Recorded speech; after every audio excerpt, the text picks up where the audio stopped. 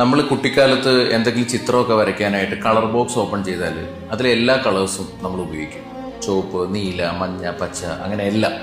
ഒരേ ഒരു കളർ മാത്രം നമ്മളതിൽ തൊടത്തില്ല, വൈറ്റ്. എന്താ?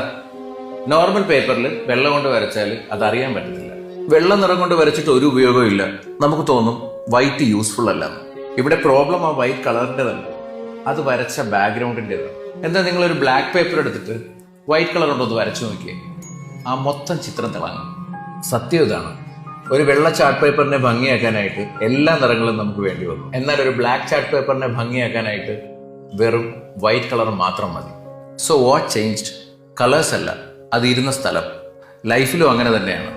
നമ്മൾ ബെസ്റ്റായി വർക്ക് ചെയ്യും, സൈലൻ്റായി ട്രൈ ചെയ്യും, ആരും നമ്മളെ നോട്ടീസ് ചെയ്യില്ല, ആരും അപ്രീഷിയേറ്റ് ചെയ്യില്ല. അതിൻ്റെ അർത്ഥം നമുക്ക് ടാലൻ്റ് ഇല്ല, നമ്മളൊന്നിനും കേപ്പബിൾ അല്ല എന്നൊന്നുള്ളതല്ല.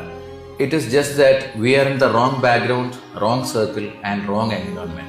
നിങ്ങൾക്ക് നിങ്ങളെ തന്നെ കാണാൻ പറ്റുന്നില്ലെങ്കിൽ ഓർക്കുക, നിങ്ങളുടെ ടൈം വരും, സ്പേസും വരും. അപ്പോൾ വിചാരിച്ചതിനേക്കാൾ കൂടുതൽ അങ്ങ് തിളങ്ങും.